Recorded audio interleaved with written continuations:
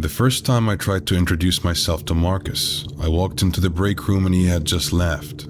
The coffee in his mug was still moving. That's nothing, obviously. Bad timing, crowded week. 2 months in and I still didn't know everyone. I let it go, but Marcus had been there 6 years.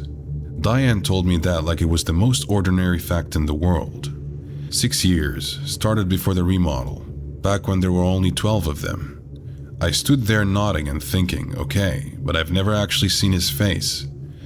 And something about saying that out loud felt embarrassing, so I didn't. His desk was 3 rows from mine. I could see it if I leaned a little left.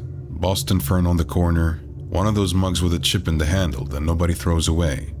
A framed photo I couldn't quite make out from that distance. Normal setup. The fern was well watered. Someone was taking care of it.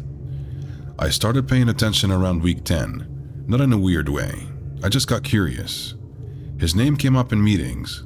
Marcus already flagged that. Marcus sent the updated version. It was clearly working. His email signature showed up in threads I was CC'd on, and his writing was direct and professional, and completely unremarkable. I replied to one of those threads and included him. He didn't reply back. But people don't always, and I let that go too. The thing that stuck with me was the photos. We had a team lunch in November and someone posted pictures in the Slack channel. I was scrolling through them that afternoon when I found the big group shot.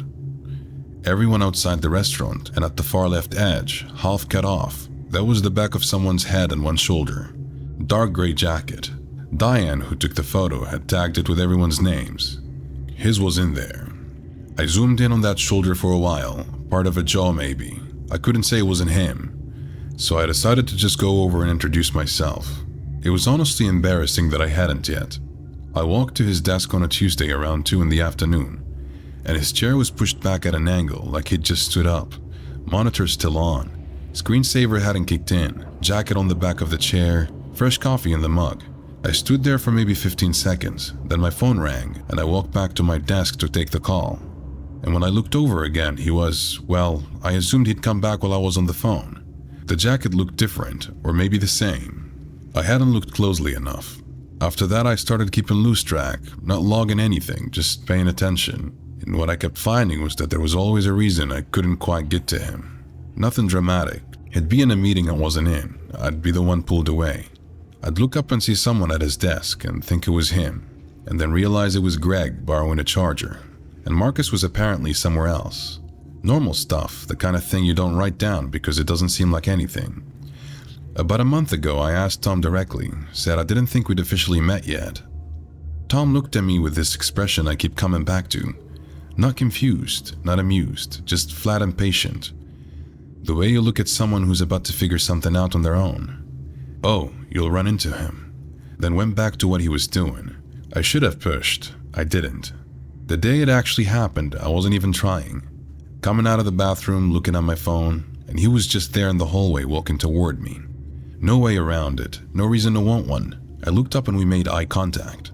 There was nothing wrong with it, that's the part I keep turning over. He looked completely normal. He smiled a little, the way you do when you pass someone, and I smiled back. And he kept walking and I stood there in the hallway for too long, trying to figure out why my hands felt wrong. Not shaking, just not mine, somehow, like I'd borrowed them. I went back to my desk. He was already at his, jacket on the chair, typing, normal. Later I opened the Slack channel and scrolled back up to that November photo. Zoomed in on the edge again. The shoulder in the gray jacket, the partial jaw. I still can't say whether that's him in the photo or not. But what I can't stop sitting with is that everyone else stopped checking. Tom, Diane, all of them. Whatever it is I saw in that hallway, they already saw it. And they just went back to work.